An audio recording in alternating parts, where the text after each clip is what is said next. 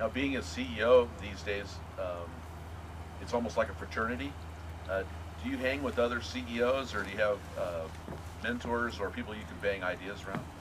I have some people I step away too. In fact, I try and make a point. Most people don't really know what I'm doing. You know, the softball guys I play with, they finally figured it out after a couple years, but that's only because a lot of them come here and play. But you know, I like to get away from it sometimes too. But there's a core group I keep in touch with. Now, in the state of Washington, there's thousands and thousands of companies, but only a few are actually recognized as a best workplace. And all those other guys, they're wondering, what is the secret to having a great, happy workplace? Some of the people we've talked to say they play Wii at the office, or they do picnics, or take some of their people to Alaska to go fishing. What are some of the things that you are doing or your team is doing to create such a happy workplace? Well, we definitely do the picnics. We definitely do a lot of different employee recognition. In fact, the department heads are going on a field trip to Safeco today. Um, but I think the thing that works, at least from my perspective, that works the best is just addressing employee needs and listening to them. We just did a remodel of our employee break room, for example, which was really an upgrade that was long overdue. And one of the benefits we realized when we did it was we had too much posted on the wall. It's a break room. You need a break when you go in there. So. Can you, you've been here for 9 years, 8 years? 8.5. Can you think of some proud moments along the way? Oh yeah, many. Certainly the night we opened the casino. Certainly the night we had the grand opening party. The opening night of the casino was it was special. I'll never forget. I still to this day I'm not sure who was applauding who as we opened the doors and the customers in, and there was I think it was the tribal members applauding the customers in, and the customers coming in, the 500 or 600 people all at once were sort of applauding back. Everybody was just so excited. We had a grand opening event down here with tribal members and invited guests, which was special. In fact, it was on my birthday, so I ended up having people sing my birthday to me. So that was a little embarrassing, but it was also a moment of pride.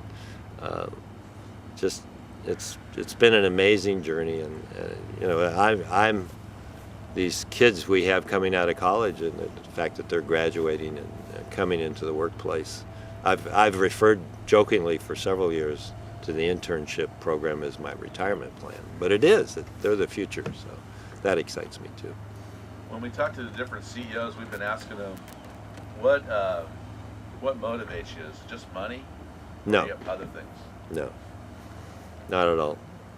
No, what motivates me is to consistently be there when I need to be there, and to assist where I need to assist. That I operate the same way now as I did when I was an assistant manager in a restaurant. It's to me it's no different.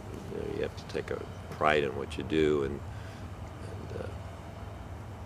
my work hours and work ethic isn't any different now than it was then. What's your goals for the future, next couple of years? Well, that's an interesting question. My first goal, my first one, is to get my daughter graduated out of college, so get her launched, and also help my stepkids. So those are the things in the immediate future. I think a little long term is to transition some of the things I do today to some of these interns as they come into the workplace, especially the operations manager and a couple other people.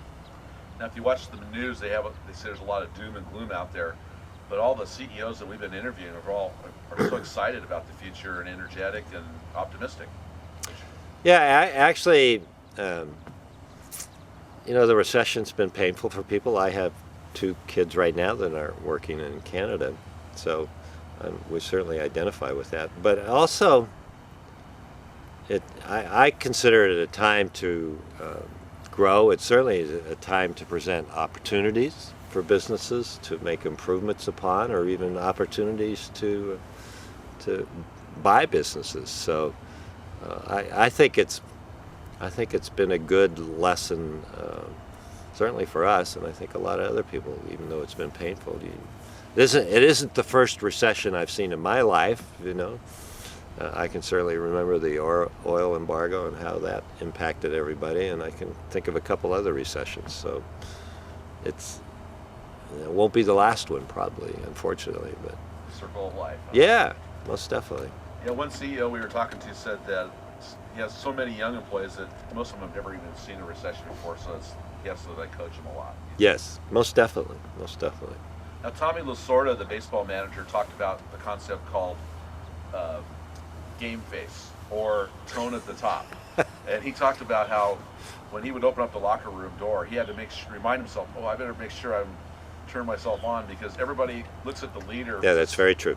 Do you find you have responsibility that way? Oh yeah, very much so, and I have to remind myself of that. I'm a Giants fan though, so Tommy and I might. I think I booed him once or twice. They want to make sure you talked about a couple of the employee programs that you got going. Can you tell us a list or a highlight of some of the main benefits that you offer your employees? Well, they have full medical insurance, and that took a couple years to get there. In fact, I think when I first got here in 2001, they had just gotten insurance maybe 1 or 2 years prior to that.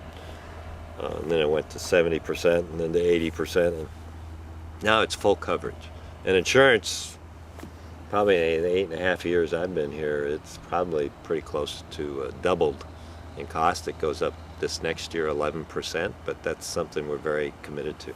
Last year, when we had the gas price episode, we actually gave employees a gas allowance that we started as that got worse, especially when gas got up to $4 a gallon. And we continued that through the end of the year, even though the gas price dropped, just so the employees could kind of recover from that situation. So a lot of companies are trying to figure out a way to cut benefits, but you're holding to it. No, we're definitely holding to it. I mean, one of the other benefits we have, especially for tribal members, is they also get 8 hours of cultural leave, so they can, for specific tribal cultural events, they can take 8 hours off. I think they get 40 hours a year. Incentive programs. You guys got some of those? We have, on a limited basis, we have gold coins that are sort of, not gold coins, but beam coins that we give employees for recognition of service, and they can cash those in for gifts or movie tickets or things of that nature. And that's a pretty active program, and it has been for quite a while. What's the beam stand for? Does it have a meaning to it? It does, and I'm trying, because employees are marvelous, that's right. Yeah, we've had that for almost 3 years now. So. Where do you get those type of programs from? Just you guys think Actually, about our HR director created it. I think I got a coin on me right now. Yeah. Yep. This coin's for somebody who makes a difference. Now, you also have a program called Healthy Steps.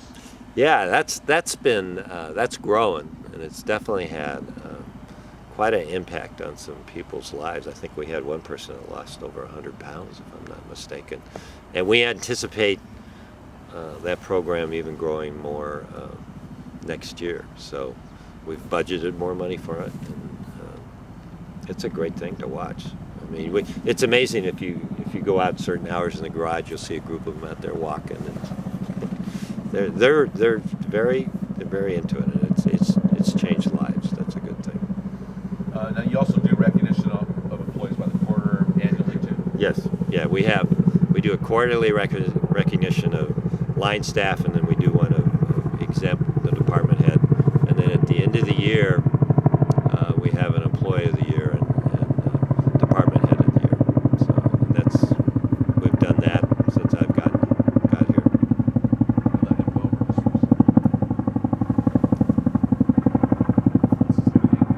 No, he's going to Banger. That's military. Is it military? That's double chopper. Oh, I didn't realize. Yeah, I've been away from it for a while. Were you in the military? I'm Marine Corps.